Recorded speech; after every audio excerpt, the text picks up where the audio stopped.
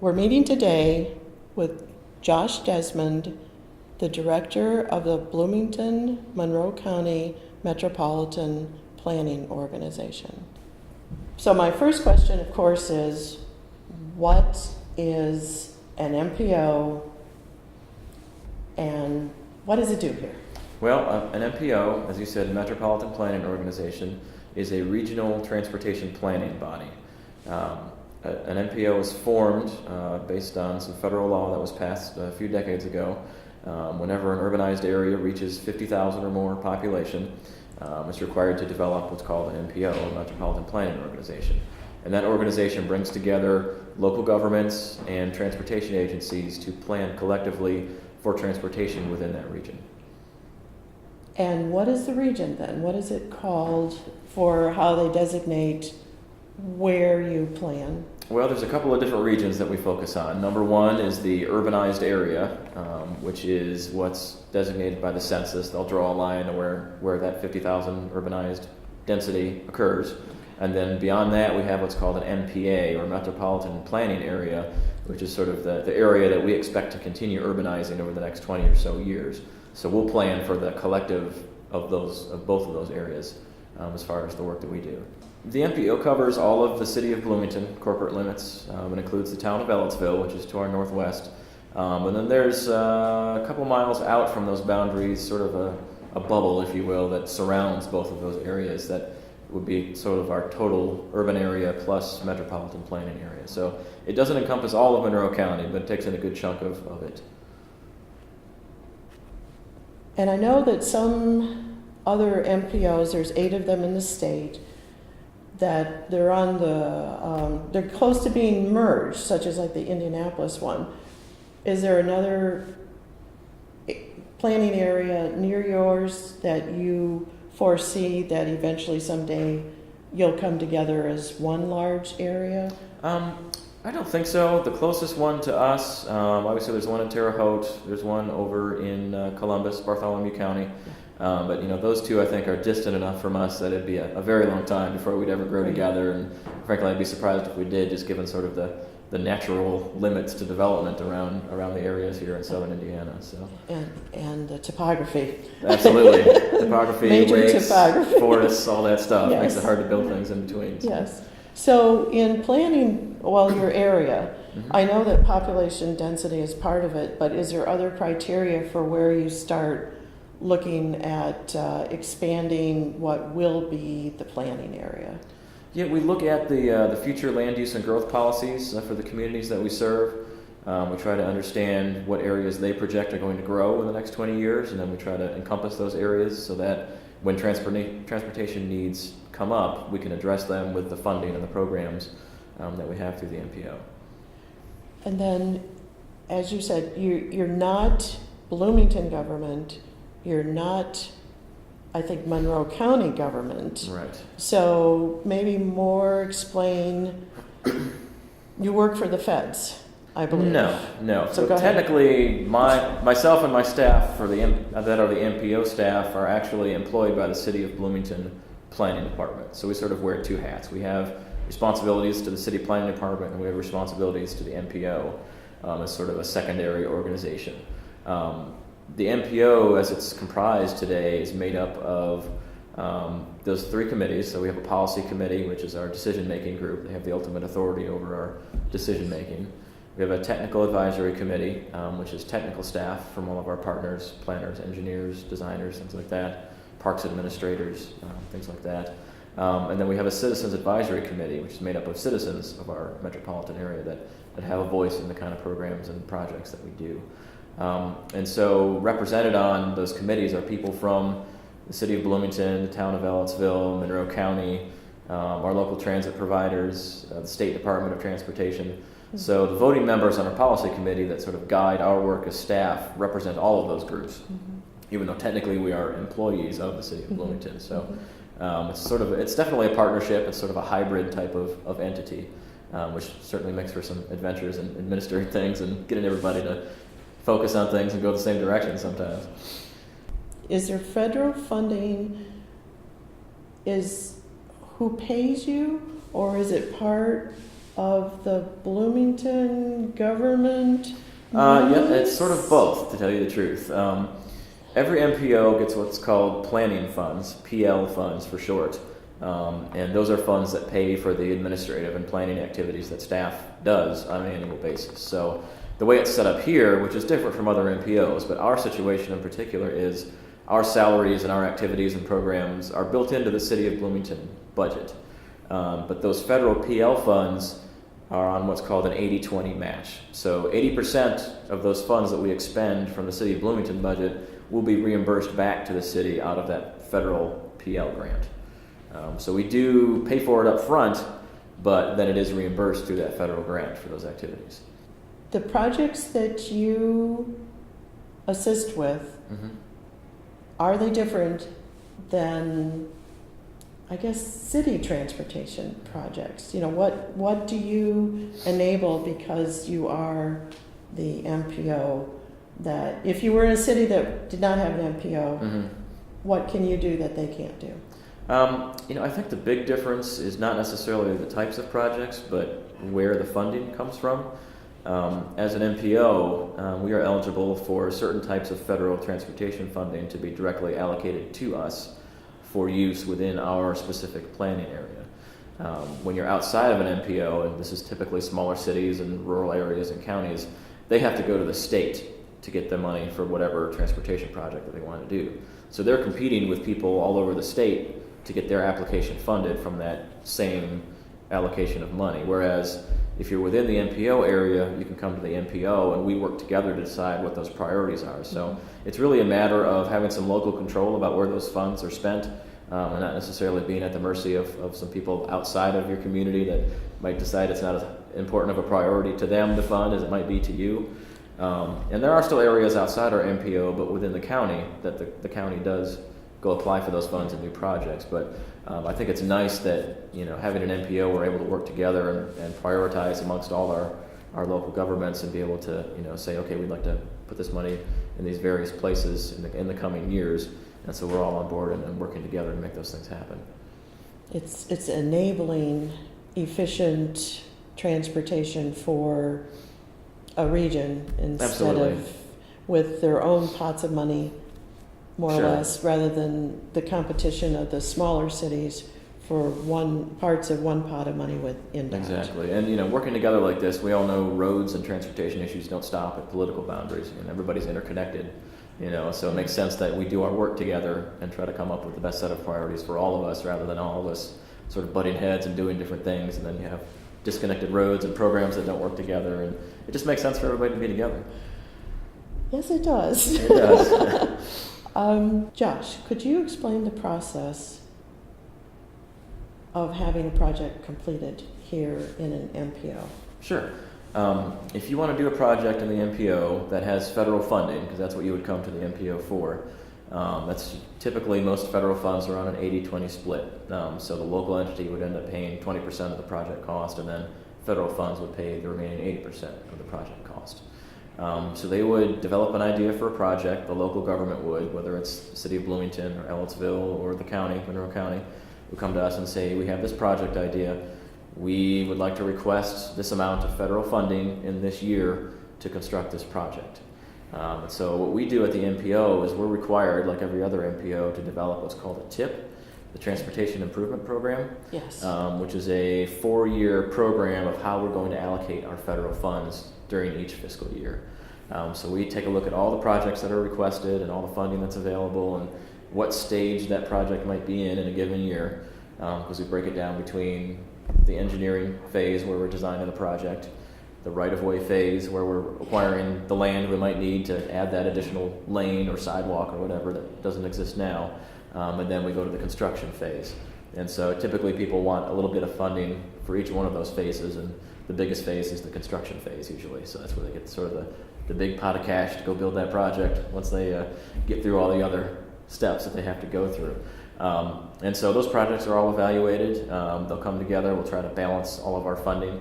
Because we have to put together a program that is, as the feds call it, fiscally constrained, meaning we can't program any more money than they're telling us we're going to have during that time period. So we can't be over budgeting on a future project. We have to make sure that we're only spending as much as they're telling us that we have. So we go through a process of making sure that that all fits, all the jigsaw puzzle pieces kind of fit within that program. And then the policy committee, that decision-making body, will adopt that. So that'll be our program for the next 4 years. And then it's a matter of the local entity that's doing the project, whether it's the city or county, of going through those specific design steps and then right-of-way steps, which is all monitored by the State Department of Transportation. So hopefully they go through all those hoops. By the end of it, they're ready to get a contractor on board to build the project at the end of that cycle. Do you have a new plan every year that it's kind of a cycling thing? Some MPOs do it every year. We right now do it every other year. But just because you adopt it doesn't mean it's a static document. We do amendments on almost a monthly basis. Somebody finds out they need more money for a project, they'll come to us and say, we need $100,000 more in this year for this project for this reason, and we'll take that through our process, and then the policy committee will get to decide whether they get assigned that money for that project. So we do have an ongoing process of amendments. So it's really a living document. You do an overall program every year or two, but then in the interim you're always updating and making sure things are reflecting the latest information. Can you tell us what the fiscal year is, and then maybe speak a little bit about when you know how much money you have, Sure. and then how that has changed over, I don't know, the last 10 years perhaps? Sure. We operate as MPOs on the state fiscal year so that we're all synchronized with the state's funding cycle. The state fiscal year runs from July 1 through June 30. So we're sort of shifted 6 months off of the calendar year. Okay. So typically we get estimates prior to the beginning of a given fiscal year that let us know, approximately we think this is how much money you're going to have during this upcoming fiscal year. And then we sort of flatline that as an estimate going forward because we really don't know what we're going to end up with 2, 3, 4, 5 years down the road. So we do the best we have, with the information at the time, and then sort of plan forward from that. Mm-hmm. The source of all of our federal funding is federal legislation. The most current legislation is called MAP 21, Moving Ahead for Progress in the 21st Century is what that stands for. Okay. Prior to that was Safety Lou. Prior to that was T21. Prior to that was Ice-T. So they always have fancy names, but it's all about transportation funding and programming. And so they spell out, each year how many billions or trillions of dollars are going to go to transportation. And then there's formulas that break it down to each state, and then the state has to break it down to all the MPOs. And so there's formulas that come into play at each level to allocate it down to, where finally they get to tell me, Bloomington MPO, you have, $2.5–3 million in this fiscal year to use for your local projects. And then we go about programming that money as we see fit. Does the MAP 21 also, is there money in there also for NDOT for the other cities and towns projects? Or Yes. is the MAP 21 specifically MPO designated money? Well, MAP 21 will break it down between all the different entities. So there will be an overall apportionment that goes just to the state in general, and then it's up to the state to apportion it down to the different entities. So they'll set aside some for state roads and interstate highways, so that'll be just for the state to keep. They'll put some into the MPO urbanized area pot, and then we'll divide it amongst ourselves, all the MPOs. And then they keep some for the non-MPO rural areas, for bridges and things like that, county roads. So it does get funneled down into separate programs once it sort of comes all together at first to the state. You mentioned that the MPO works with many different groups, including NDOT and the cities. Are there other partners that are also at the table in your planning process, and who would they be? Absolutely. We have a wide variety of folks beyond just the governmental agencies that we work with. Bloomington Transit, which is our transit provider in town, they're a partner, and they're represented on our policy committee with a vote. Indiana University is obviously a huge player here in Bloomington. Oh yes, okay. They make up half of our population, and they operate their own transit system within campus. So we have them represented on our policy committee as well. On our technical committee, we involve everybody from the airport director in the county in case they have any needs. That's transportation fair. too. That's so fair. Okay. it's not usually high on our list because we don't really do much with them, but if the need arises, we have their input. Our local school system, they have transportation needs as well. We've worked with them on what's called Safe Routes to School projects, Yes. funding some infrastructure designs and some plans to help them make their schools more accessible. So, folks like them, we always want to work with the financial folks from our government agencies to make sure that the money people are in line and understand where all this stuff is going. Because if they're not happy, nobody's getting their project done. So, yeah, no surprises. Yeah, we want to make sure everything is in line from that perspective. So there's a wide variety of folks that we work with. Because you plan, you probably have long-range plans also that are 10, 20 years out. Can you talk about what plan you're working on now Sure. and the process to the next plan? Okay. As part of being an MPO, we are required to have a long-range transportation plan for that area that we plan, for our metropolitan planning area. We are currently working under the 2030 plan for the Bloomington MPO area, and that was adopted several years ago. And typically that plan has to have a future time horizon of at least 20 years, if not 25. I think 20 is the minimum, and we typically try to go 25 just to leave ourselves a little cushion there at the end.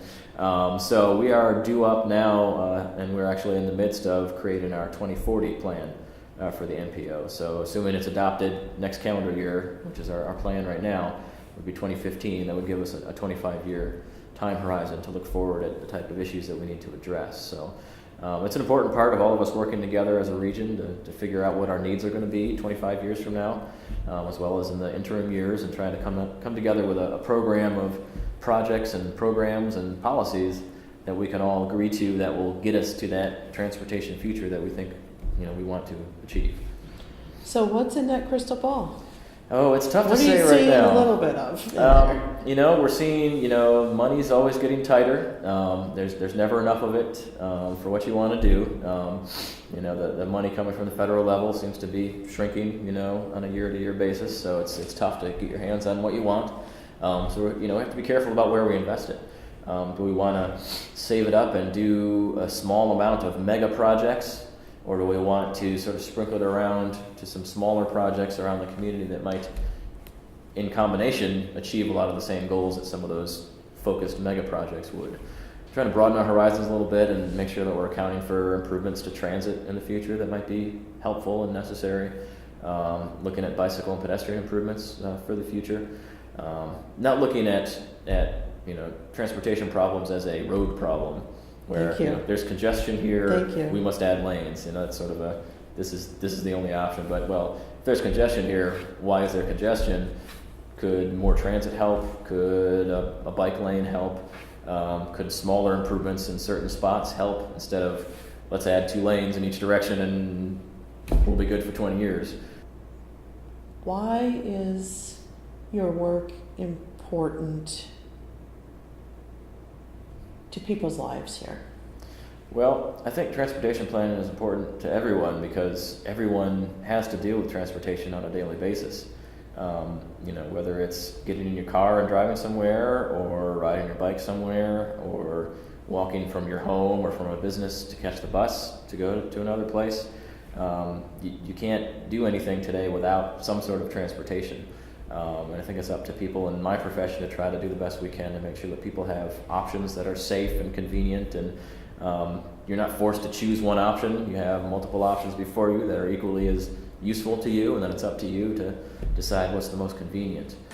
So I think transportation is inescapable, so to speak. You have to deal with it on some level every day. You might have mentioned this before, but what is unique about the Bloomington MPO?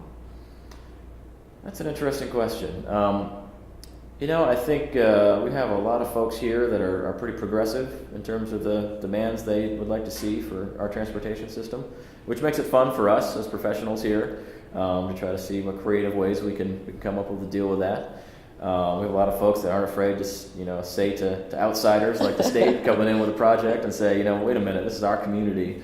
we believe in what we're doing here, and we think you should be more respectful of that in the way you design your projects. We had a project out on the east side, the State Road 45-46 bypass project that was constructed over the last few years. And very difficult, controversial project that had been on the books for decades.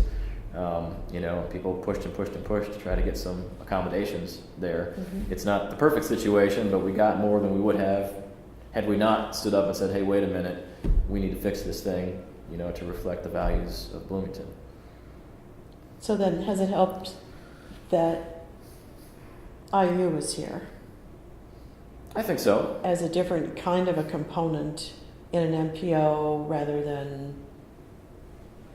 Northwestern NERPC? Sure. It impacts us because, they're such a significant component of our population.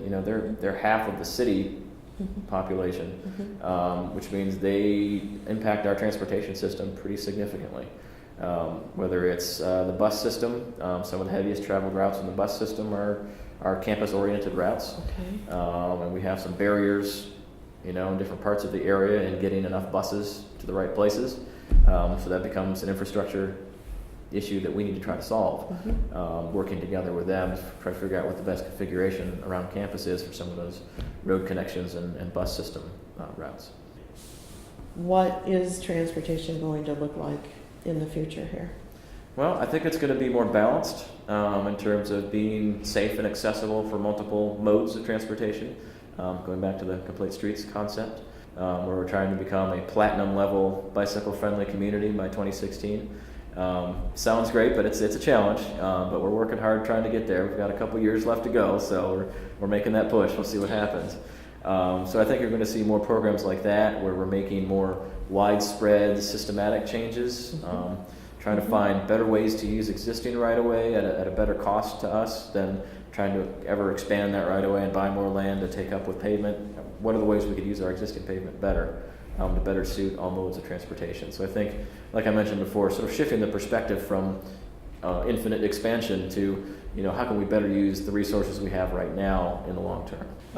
I think we would like to see, if not a reduction in cars, then a reduction in the rate of growth of cars. I don't know if we'll ever get rid of cars fully, but I think there's ways that we can reduce demand and shift a lot of those trips to other modes if we do it right, if we put our plans in action like we want to. We'd love to see a lot more people riding their bikes to downtown, to shop at businesses, to visit their friends, at downtown apartments or elsewhere in the community. We want to make sure that all of our sidewalks are ADA accessible. We've got plans in place to try and address that over time. So I think just having a more robust set of options for people to transport themselves throughout the community is where we're headed. And if we could reduce traffic in any way, that would be great. Fewer cars makes it safer for everybody out there on the transportation system. And I think, nationally, if you look at the trends nationally, the average vehicle miles traveled is going down. It sort of peaked, and now it's going back down. No kidding. For a number of reasons, whether it's the economy or gas prices or there are other options, or it's the younger generation just isn't into cars as much as previous generations are.